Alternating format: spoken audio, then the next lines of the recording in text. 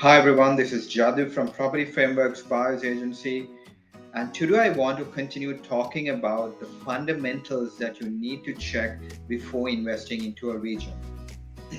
The topic today is about new infrastructure projects and about jobs growth and unemployment.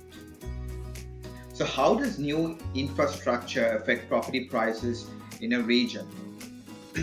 When you have new infrastructure, it could affect a region in three different ways. It creates jobs in that area. Number two, it could improve accessibility into that area if it's a transport infrastructure, for example, a railway line or a highway.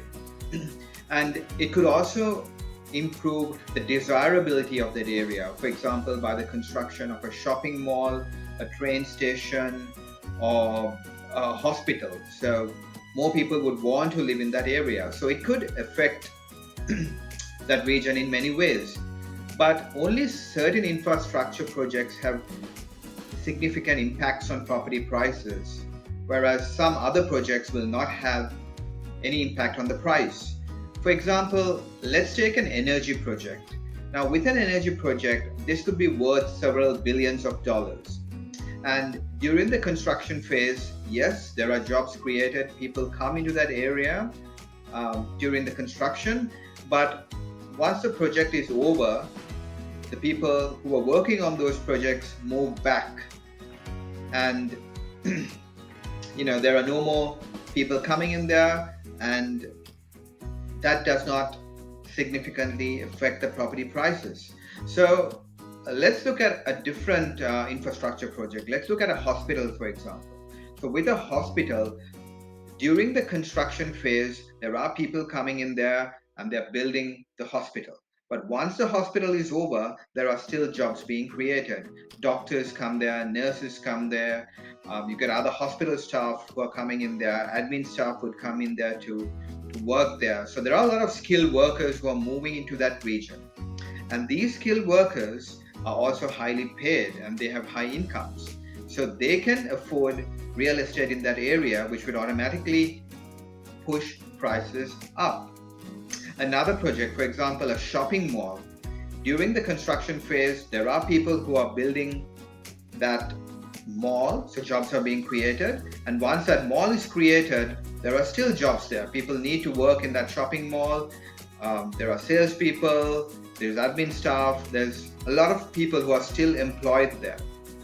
So that creates job opportunities as well. So you can see not all projects, not all infrastructure projects would impact property prices. You need to really understand how much in terms of jobs creation, what's the impact it would have. And in terms of accessibility into that region, for example, a highway connecting a regional city and a capital city, that would have a big impact on prices because now the travel distance from the regional city to the capital city has significantly reduced. So that increases the desirability of that regional area, and that would affect the property prices. So you get some idea about which projects impact property prices.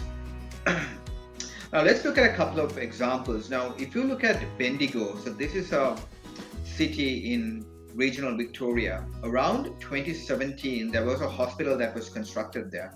And from that 2017 period onwards, the prices just started increasing rapidly as there were more skilled workers coming into that region. Another example is the Sunshine Coast. There was a teaching hospital which was built there around the 2017-2018 period again. And once the teaching hospital was built there, the same thing happened. A lot of skilled people came into that region, and now the Sunshine Coast, the prices are just crazy. They've just increased so much. So you can see how much impact the infrastructure project has had on that region. And I also want to let you know, infrastructure projects usually affect a regional area. For example, a new hospital, it has bigger impact on a regional area than, for example, in a capital city. For example, if there's a new hospital coming up in Sydney, it wouldn't really affect the property prices in that region. Whereas a new hospital in a place like Bundaberg, regional Queensland, which is a small regional city, would have massive impact on property prices in that region. So you also need to consider the place where these infrastructure projects are happening. Okay, so that's infrastructure projects. The other thing is unemployment levels and jobs growth. So you want to see a reducing unemployment trend in the area that you are investing in. Why is that important? Because if the unemployment is rising, that means more people are without jobs. It means that people can't afford to make their mortgage repayments. And that would mean that there would be more distressed sales in that region, which would affect the property prices. So you want that unemployment level, the trend, to be going down, which would mean that people are getting good incomes and they're happy. Okay, and jobs growth. So jobs growth is closely related. It could be related to an infrastructure project. For example, if there are new infrastructure projects, there are new jobs being created.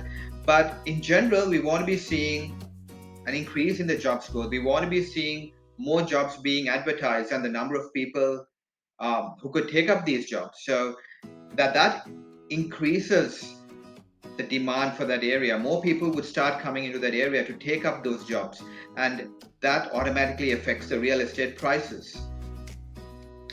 Okay, so we've spoken about infrastructure projects, we've spoken about unemployment levels. The last thing I just want to touch is on existing amenities. So you also want the area to have the basic amenities, like you want to have a good hospital, tertiary education facilities, universities, good schools, and good childcare centers, parks, cafes, restaurants, shopping centers, a local Bunnings as well. Like Bunnings is something that's visited by everyone. So a local Bunnings in that area would be considered a very good facility. So, when you're investing into that region, you also need to check that it has all these facilities and amenities in place. So that's pretty much a summary of what I wanted to talk about today. We've spoken about infrastructure projects, we've spoken about unemployment, jobs creation, and finally, we also spoke about the importance of the existing amenities and facilities in that region. Some of the basic points that you need to consider before investing into a region. I hope you found these tips useful. Thank you.